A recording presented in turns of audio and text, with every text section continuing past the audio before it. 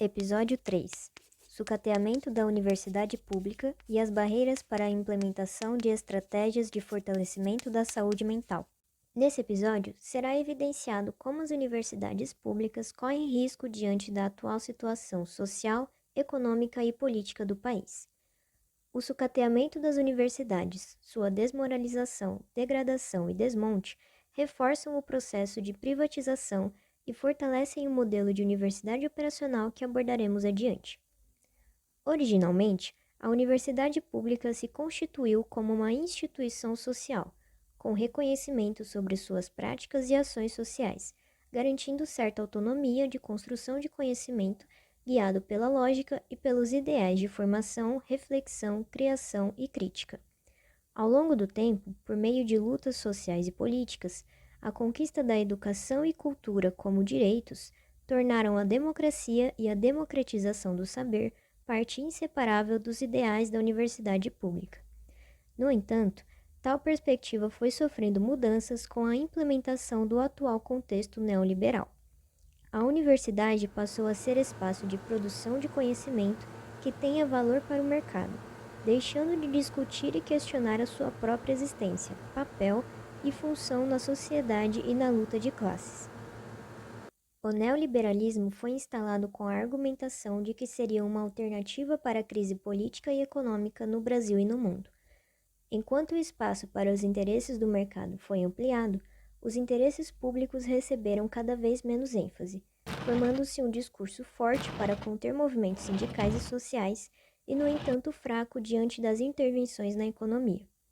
O modelo neoliberal ainda tem como características o uso do eufemismo em discursos sobre cortes econômicos, a privatização ao invés do modelo público de gestão, a invalidação de movimentos sociais, o individualismo e a tecnocracia.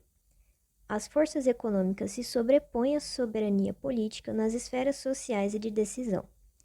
Nesse modelo, as relações sociais entre os indivíduos também são ditadas pelo mercado, já que os sujeitos devem atender ao sistema econômico vigente.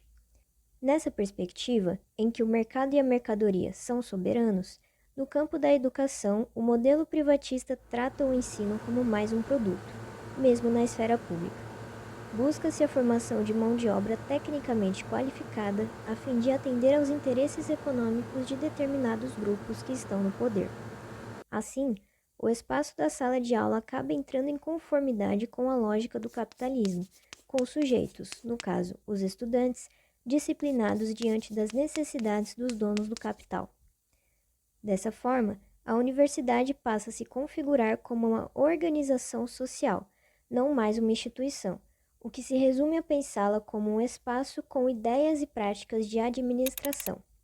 Por isso, passa a ser denominada universidade operacional, respondendo aos princípios de exploração do modo de produção capitalista, como nos ensina a professora Marilena Chauí. Portanto, não há interesse de que sejam produzidos espaços para a reflexão de um conhecimento crítico, pois o que perpetua é a implementação de uma ditadura do produtivismo acadêmico. O conhecimento abordado no ambiente universitário é pautado nos assuntos que geram lucro aos patrocinadores das universidades. Nesse contexto, os docentes perdem espaço e autonomia, e são valorizados os que visam uma formação baseada no mercado de trabalho apenas, tornando-se braços e mentes lucrativas.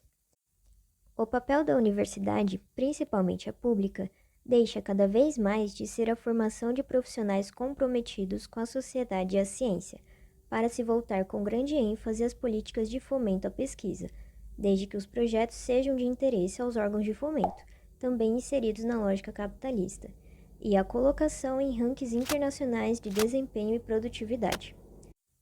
No próximo episódio, tentaremos evidenciar como esse panorama de prevalência da lógica neoliberal dentro da universidade se relaciona com o sofrimento psíquico de seus estudantes, além de apresentar possíveis formas de enfrentamento elaboradas no diálogo deliberativo.